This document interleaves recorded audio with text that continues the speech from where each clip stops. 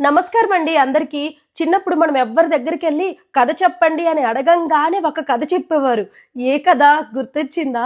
మనము మొత్తుకొని మాకిది వద్దు అన్నంత వరకు కథ మార్చేవాళ్ళు కాదు. అదే కథ ఈరోజు గుర్తు చేసుకుందామా? అదే అండి, అనగనగా ఒక రాజు, ఆ రాజుకి 7 కొడుకులు. ఇప్పుడు మీరు నన్ను వద్దన్నా గాని నేను చెప్పకుండా ఉండను. కథలోకి వెళ్లే ముందు మీ అందరికీ ఒక పొడుపు కథ అందరినీ పైకి తీసుకువెళ్తుంది, తాను మాత్రం పైకి రాదు. ఏంటది? ఆన్సర్ కామెంట్ చేయండి. కథలోకి వెళ్ళిపోదామా? అనగనగా ఒక రాజు, ఆ రాజుకి 7 కొడుకులు. ఆ 7 కొడుకులు ఒక రోజు చేపలు పట్టడానికని చెరువు దగ్గరికి వెళ్తారు. అలానే వెళ్ళాక చేపలు పడతారు. ఒక్కొక్కరికి ఒక్కొక్క చేప దొరుకుతుంది. ఆ 7 చేపల్ని పట్టుకొని రాజ్యానికి వచ్చి ఎండబెడతారు. 6 చేపలు ఎండిపోతాయి.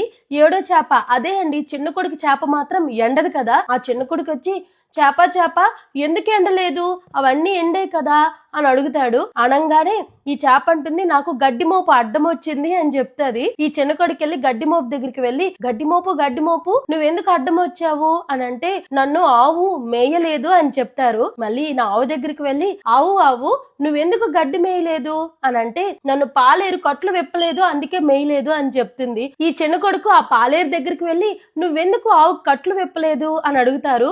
నాకు అవ్వ బువ్వ పెట్టలేదు అని చెప్తాడు. ఈ చిన్నరాజు అవ్వ దగ్గరికి వెళ్ళి, అవ్వ నువ్వు పాలేరుకి ఎందుకు బువ్వ పెట్టలేదు అని అడిగితే, ఇంట్లో ఉండే చిన్న పాప ఏడుస్తుంది అని చెప్తుంది. ఆ చిన్న పాప దగ్గరికి వెళ్ళి, చిన్న పాప నువ్వు ఎందుకు ఏడుస్తున్నావు అని అంటే, నాకు చీమ కుట్టింది అని చెప్తుంది. మళ్ళీ చీమ దగ్గరికి వెళ్ళి, చీమ నువ్వెందుకు ఆ చిన్న పాపకు కుట్టావు అని అడిగితే, నా బంగారు పుట్టలో వేలు పెడితే నేను కొట్టనా మరి అని చెప్తుందండి.